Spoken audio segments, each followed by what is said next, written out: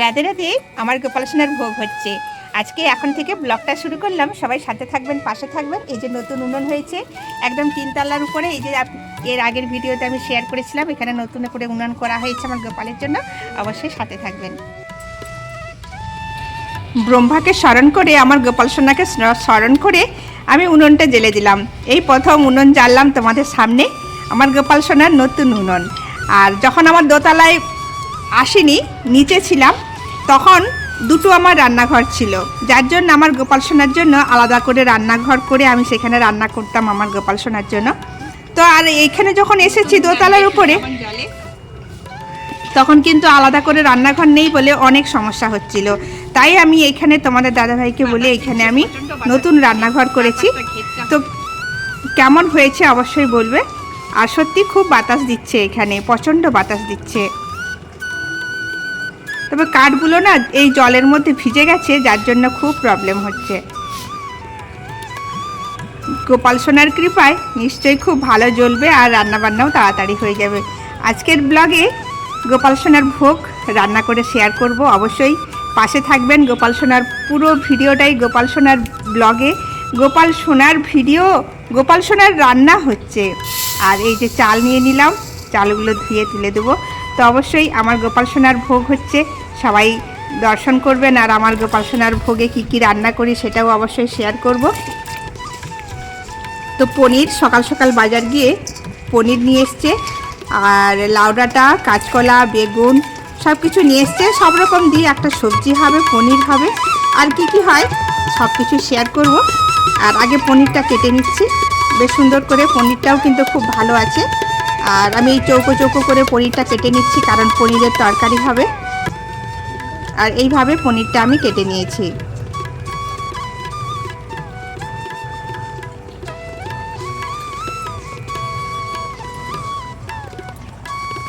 আর আলুটাও ঠিক এইভাবে আমি ডুমো ডুমো করে কাটবো। আলুটাও সুন্দর লাগবে এইভাবে ডুমো ডুমো করে আলুটা কেটে রান্না করলে।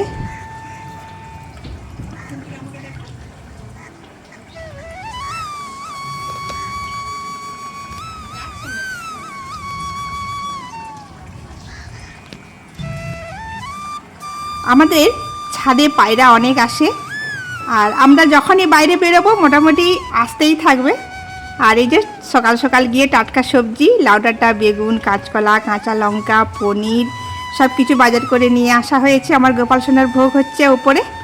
আর আমাকে খুব আনন্দ লাগছে গোপাল সোনার ভোগ রান্না করতে উপরে কাঠ জেলে। আমি তো গ্রামের একটা মেয়ে, তো অবশ্যই রান্না করতে ভালোবাসি, বিশেষ করে উনুনেও রান্না করতে ভালোবাসি। যে যখন যেরকম পরিস্থিতি আসুক না কেন, যেইভাবেই হোক না কেন, আমরা মানিয়ে নিতে চেষ্টা করি, বা আমরা সেটা রান্না করতেও কোনো আমাদের অসুবিধা নেই। তো আমাদেরকে যেখানে বলবে, যেরকমভাবে বলবে, আমরা কিন্তু রান্না করতে ভালোবাসি আর খাওয়াতে ভালোবাসি। তো আমার গোপাল সোনার ভোগ হচ্ছে, আর আমি খুব ভক্তি ভরে রান্না করছি একদম 3 তলার উপরে।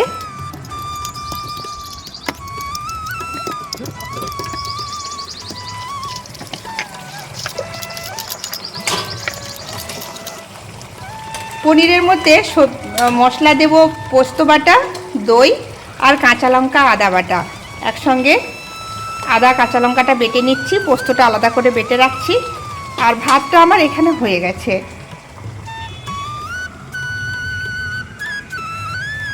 উনুনটা প্রথম দিন উনুনটা জ্বেলেছি, একটু ধোঁয়া হচ্ছিল, তবে ভালোই জ্বলছে, খুব সুন্দর জ্বলছে।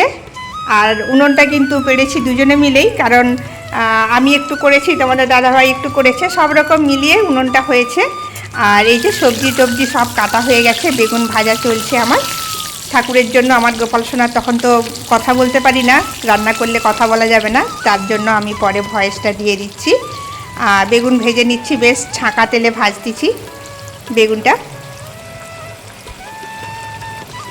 আর এইসব কড়া খুন্তি সব আমার ঠাকুরের, এইসব এগুলো সব আমার একদম কোনো অন্য কিছু নয়, এইসব আমার একদম ঠাকুরের কড়া খুন্তি। আর পনিরটা ভেজে নিচ্ছে, আর এখানে কাঁচকলা, বেগুন ভাজা হয়ে গেছে। আর এদিকে 5 ফোড়ন আর একটু তেজপাতা দিয়ে তারপরে এই যে আদা কাঁচা লঙ্কা বাটাটা দিয়ে দিচ্ছি।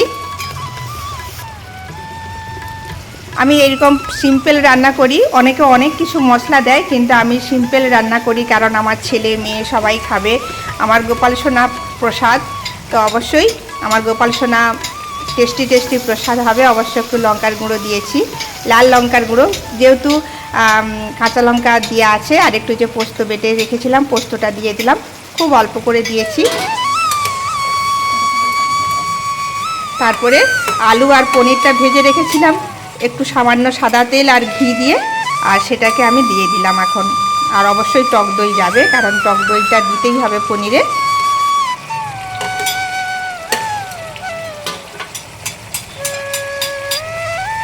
আর সত্যি প্রসাদ একদম অসাধারণ হয়েছিল। কাঠের জালে রান্না করেছি আমার গোপাল সোনার জন্য, খুব সুন্দর। আর উনুনটা কেমন হয়েছে অবশ্যই তোমরা কমেন্টে জানাবে।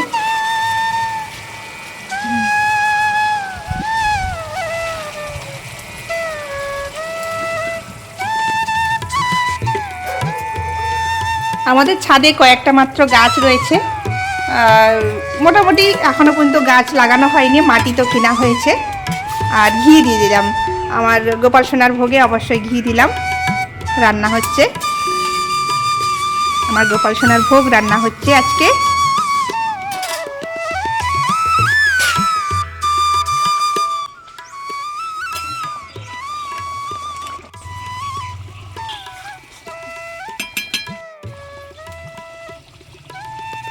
আমার গোপাল সোনার জন্য রেডি হয়ে গেছে।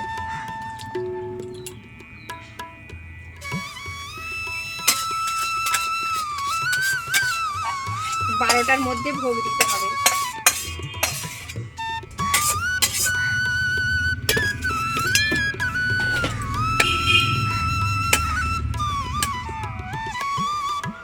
পনির রান্না হয়ে গেছে, আর সেটা আমি ঘরে রেখে দিয়ে আসতেছি, কারণ এখানে ফাঁকা জায়গার মধ্যে রান্না করছি, কখন কাক পাখি এসে মুখ দেবে, তার জন্য আমি গোপালের ভোগ আগে আমি গোপালের কাছে আমি রেখে দিয়ে গেলাম ঢাকা দিয়ে।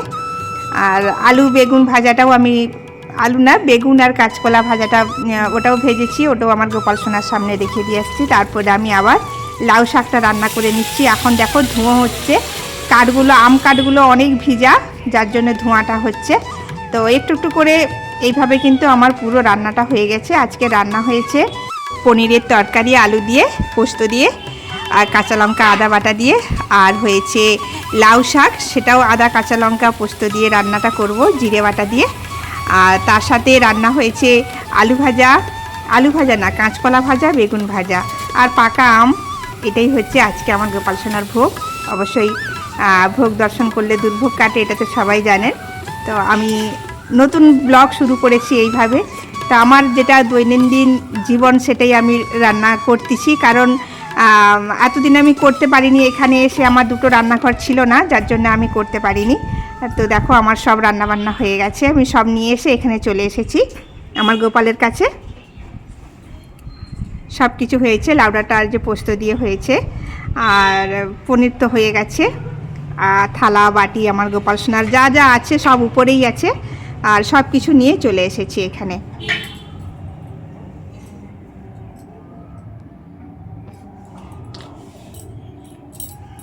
আর আমটা কেটে নিচ্ছি, কারণ গোটা আম আনা হয়েছে, সিজনের ফল, আমার গোপালের সেবায় যাবে।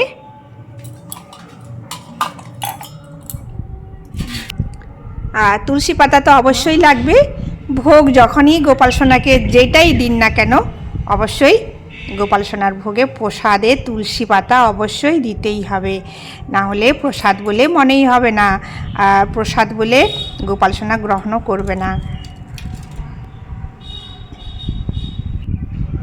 এই যে ঘি, লেবু, তুলসী পাতা, আম, কাঁচকলা, বেগুন ভাজা, আর এই যে সব কিছু আমি বাটিতে করে সাজিয়ে আমার গোপাল সোনাকে ভোগ নিবেদন করলাম।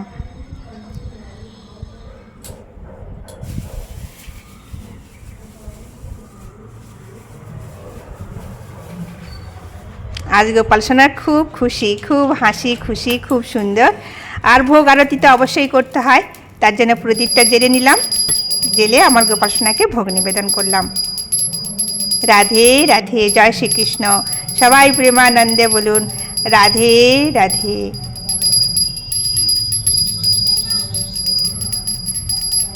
আমি কিন্তু আগে ভোগ নিবেদন করে দিয়েছি, তারপরে কিন্তু আমি ভিডিও করছি।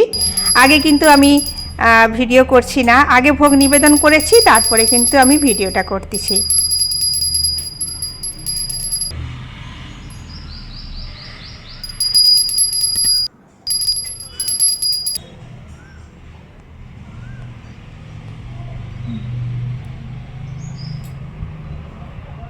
তো অবশ্যই আমার যশোদা মাকে একটু স্মরণ করে নিলাম, কারণ যখনই গোপাল সোনাকে ভোগ নিবেদন করি আমার যশোদা মাকে অবশ্যই স্মরণ করি। আর অবশ্যই আপনারাও দর্শন করুন, যখনই গোপাল সোনাকে ভোগ নিবেদন করবেন অবশ্যই যশোদা মাকে স্মরণ করতেই হবে। যশোদা মা ছাড়া আমি তাকে কিছুতেই রন্ধন করে দিতে পারবো না।